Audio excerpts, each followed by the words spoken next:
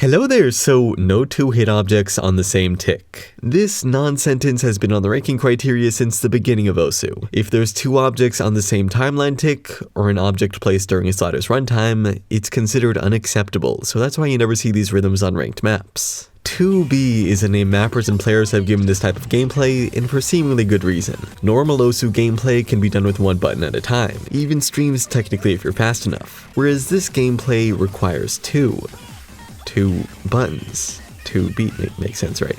Too bad it's partially just a coincidence. The origin of the name 2B is from a Chinese phrase, the first character here being the number 2 and the second pronounced as B, so 2B, which directly translates to, well, I mean, it's true, I guess. Stupid is a bit more accurate, and that correctly describes 2B gameplay in OSU. It breaks star rating calculations simply because the game isn't designed to account for it, leading to hugely overinflated values. 2B is also unfair to play. Sure, sometimes it's reasonable, but there's limitless opportunities to screw people over with physically impossible placements. And in some situations that should be playable, OSU disagrees.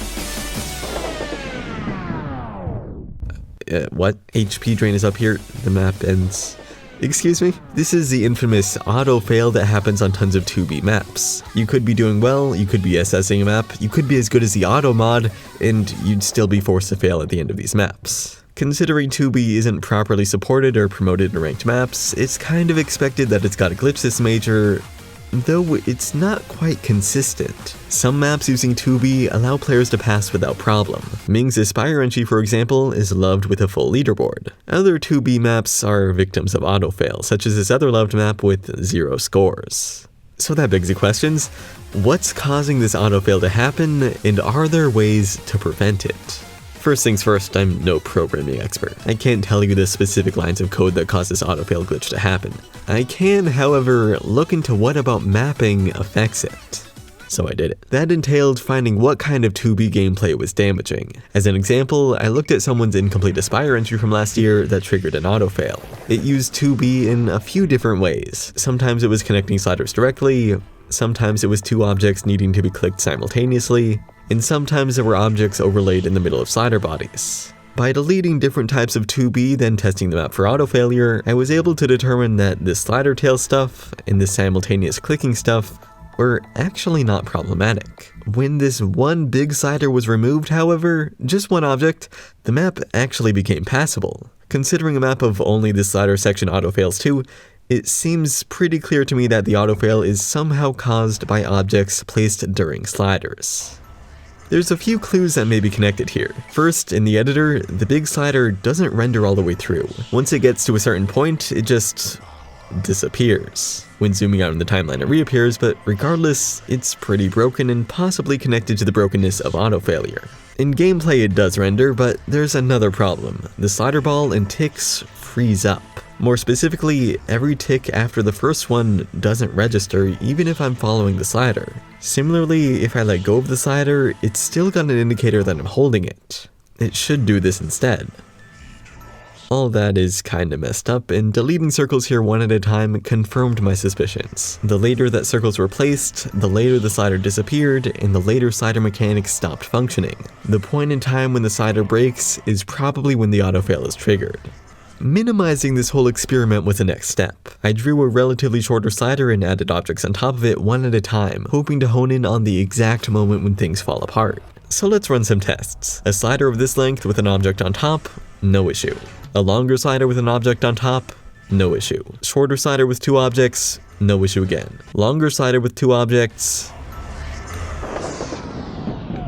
A few more modifications later, and I thought I had the answer. When two or more objects are placed during a slider, a timer begins from the moment the first object is clicked. About 550 milliseconds after that object is clicked, autofail will be triggered. That means if there's one 2B object, it can be anywhere on a slider. However, if there's two or more, they need to be within 550 milliseconds of the slider's end to avoid autofailing. I was on the right track, but this conclusion wasn't quite right. It's not some arbitrary millisecond count that matters, but rather a different factor controllable on each map. Before I figured out if that was right though, I tried to see if I could circumvent the autofail in this barely autofailing scenario. That included a lot of stupid tests, like saving the map with the timeline zoomed out all the way, messing with slider tick rate, changing BPM, and modifying my FPS to extreme highs and lows, all of which had no success. Lastly, I tested out different mods. You'd think no fail would solve an auto-fail issue, but it just leads to an indefinite pause after the map ends. Half time and double time I was hopeful for because they changed timing, but both don't work. The slider still breaks in the same spot. The easy mod surprisingly worked though.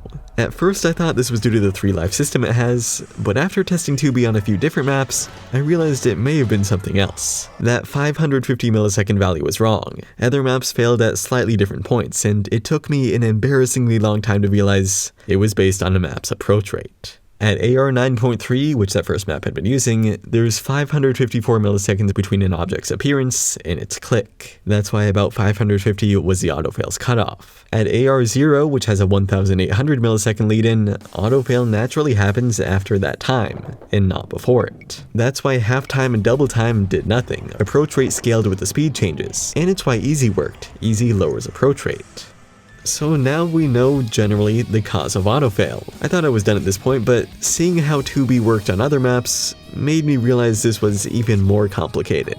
This dead-loved map was my testing grounds. I scrolled through it and found 2 sections that fit my 2B autofail theory. This long spinner section, which acted like a long slider, and this relatively shorter slider. By deleting these, the map was passable, as should have been expected. Yeah, we did it, but deleting only the spinner allowed for a pass somehow. This section should have caused an autofail too. The AR value says so, yet it doesn't, unless this slider is deleted.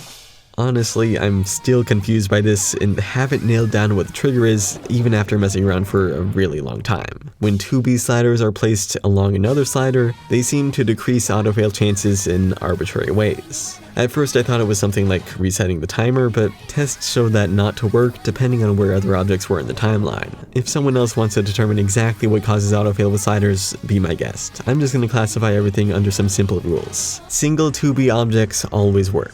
Multiple depends on AR and distance from a slider's end. And 2B sliders give more leniency if you're willing to finick with them. That's 2B autofail in a nutshell. It can be worked around if you're careful, but it can't be fully prevented.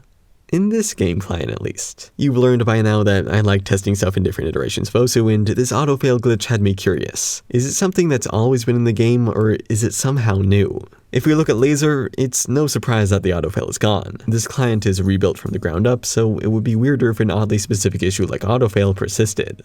Older clients, for the most part, disappointed. Using this minimal test map, I went through clients of each year and noted that they were consistently the same.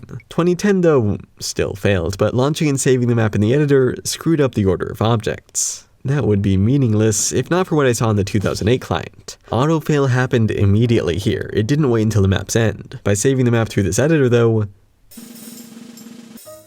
it worked. The numbers were out of order, but the map actually became passable. To see just how effective this was, I imported the most backwards compatible 2B map I know and gave it a test. Numbers were clearly more incorrect and slider shapes were gross, but the map was passable. I then tried importing this to the modern client, hoping it would work in the same way, but I guess it was a matter of the client rather than the .osu file format. Oh well, it was still cool to see at least. But that covers the main issue with 2B mapping. Maybe with autofail fixed in Laser, we'll see more people experiment with it, and hey, maybe it could be rankable at some point. But while we're stuck in the current autofailing client, I don't expect anyone to be motivated to map 2B. And I don't expect I'll make a video explaining how it's done.